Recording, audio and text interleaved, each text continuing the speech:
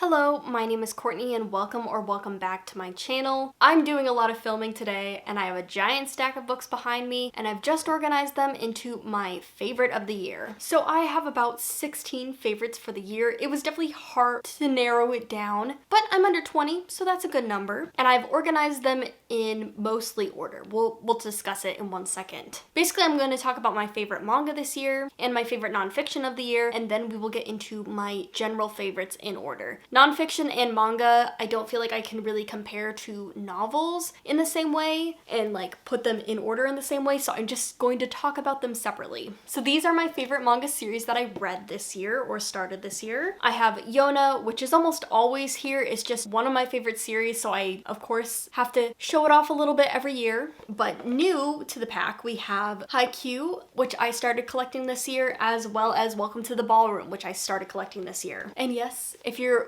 been on my channel or seen any of my videos, you will know that this was very difficult to come by and hard to get. I could not find this anywhere. Finally, someone was selling a library copy on eBay in a bundle with 2 other books, so I had to get 2 other volumes that I already own, but yes, it's in my possession. I finally have the entire series up to date, but both of these are sports series. This one is about volleyball. This one is about ballroom dancing. I highly recommend both of these series. I would say this series starts off a little bit slow, and I do think that the anime made some better choices for some of the pacing stuff and some of the order of stuff, especially in the beginning. But overall, this really took its strides once it got into the competition. Really beautifully drawn action sequences, really fun characters, and Haikyu. It's well beloved for a reason. It's really excellent, and I'm really enjoying collecting both or all 3 of these series. And then as far as my favorite nonfiction, this year I read 400 Souls. Actually, I think I started it in 2021 and finished it early 2022, but it's hard to say you enjoyed a nonfiction, especially when it deals with slavery and racism, but this was excellently crafted. Basically, a bunch of different authors were collected to write different snippets of this series, so it's not covering all of history, it's not even covering a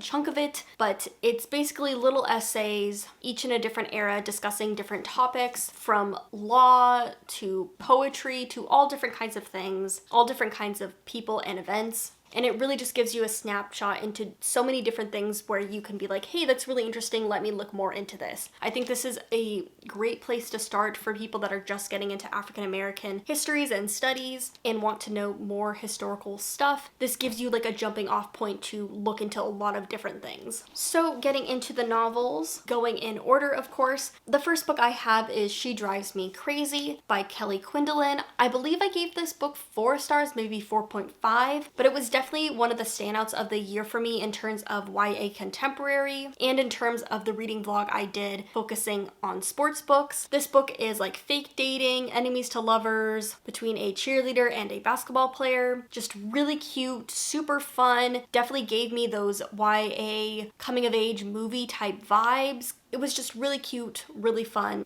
really excellent read. Going into my next favorite, which was another like 4.5, 4.25 stars for me, I have She Became the Sun by Shelley Parker Chan, which is the first book in what I believe is a duology. This is a historical, slightly magical novel, only slightly, but basically historical military action series. It's about our main character whose brother dies, and so she decides to take his fate, take his identity, and again take his fate where he has been deemed to have this wildly successful career and future for him. I don't read a lot of military stuff, but I really enjoyed this. I just really connected with the main character. I really liked just her journey, their journey. It was just really excellent, and that hint of magic really added something for me. The next book I have is Kiss Her Once for Me by Alison Corcoran, and this is a coming of age rom-com adult romance novel. This is a holiday romance and it's focusing on our main character Ellie, who is very much down on her luck and gets into a whole bunch of hijinks when her landlord asks her to be his fake fiance. I just really connected with Ellie and her journey. She's very anxious, very introverted, and just really great. My next favorite book was Spinny by Tilly Walden, and this is a memoir of Tilly Walden's life as a young junior ice skater. I just really love Tilly Walden's art style, and I really love how she captures this idea of loneliness This book deals with a lot of hard topics, but really well done. I would highly recommend it for fans of graphic novels and graphic novel memoirs. It's looking very sapphic over here, isn't it?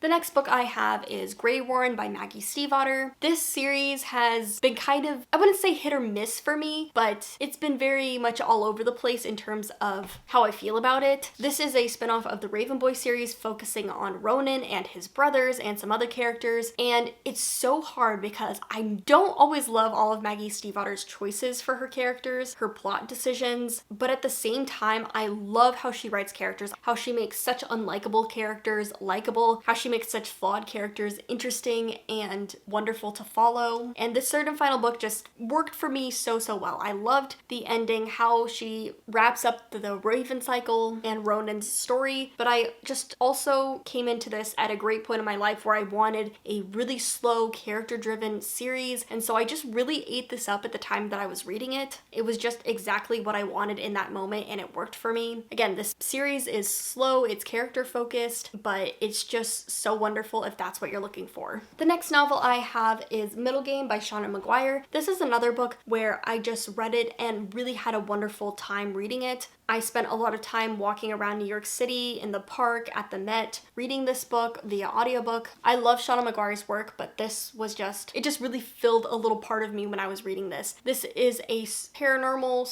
/ speculative novel about Roger and Dodger, who are two twins who have been separated at birth and might have some like psychic power abilities. Again, very slow, very character driven, but a really excellent novel. Going into my next read, I have If We Were Villains by M.L. Rio, and this is a mystery, thriller, horror, not really any of those things, more literary novel with a little bit of mystery, a little bit of horror. Basically, all we know is that this young man is getting out of prison at the beginning of this book, and we're slowly learning why he was in prison to begin with. And this novel all takes place on a college campus with a group of people that are in the acting group, and in the acting program, all they do is Shakespeare. That's all they do. So, you know, get ready for pretentious dark academia, murder mystery, horror bullshit. But I love this. I love the I wouldn't say love, but I like how the characters were crafted. I liked following them, and I just really liked the slow, even reveal of things that we kind of were anticipating through the novel. It's like, you know, the train is crashing, but you get to watch it anyway, or want to watch it anyway. It kind of gave you that feeling. The next novel I have is The Galaxy and the Ground Within by Becky Chambers. This is the fourth and final book in the Becky Chambers Wayfarer series. This isn't my favorite in the series. Close and Common Orbit will always be my favorite, but I love all of her books. I love this entire series. It's space opera-y without the action. There is some action, but there is high stakes action too, but it's softer, it's hopeful, it's not these big battle-y type things.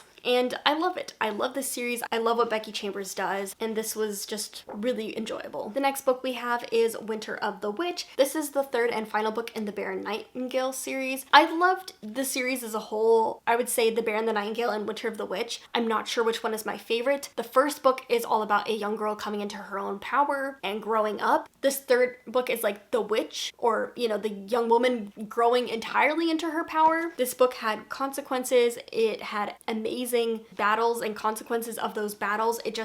This was good. This was really good. It gave me everything I wanted in a coming of age, character-driven fantasy series. But this final book really was a standout. The next two books I have are part of the same series, and this is the Psalm for the Wild Built series by Becky Chambers. This is a short novella series, and it's basically about this young monk, or middle-aged monk, but it's about this monk who decides to become a tea service monk, which basically means that they travel around and just listen to people's problems, help them out, give them a cup of tea. So very soothing, relaxing, and I love this series. Again, I love Becky Chambers' work. I'm so excited to see what she does next. These were excellent. I just really enjoyed this series. Coming in at my runner-up spot for my favorite reads of the year, I have Harrow the Ninth. Harrow the Ninth is the second book in the Gideon of the Ninth series, and this book is a complete and utter mindfuck. Every single book in this series is different from itself and weird and bizarre. It's so weird and bizarre. It follows my favorite character, and I loved following her.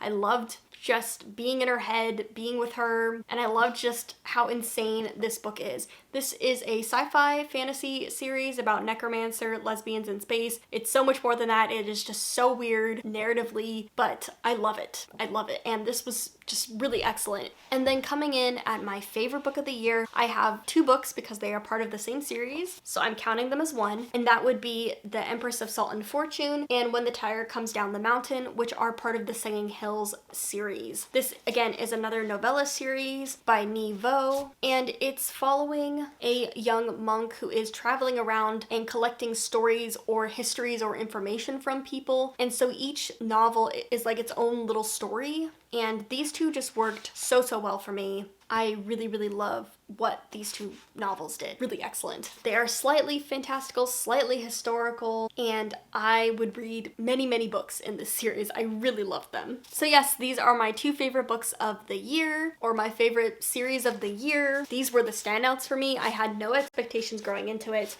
but I just loved the writing, loved the narrative craft, loved how everything was set up. This is an example of what a short story or a novella should and could be. But yes, these are my favorite books of the year of 2022. A lot of really good stuff in here. Definitely some stuff that could become my favorites of all time. Those are my favorite books of 2022. Let me know what your favorite books of the year was. I would love to know. But thank you so much for watching. I'll see you guys later and happy reading.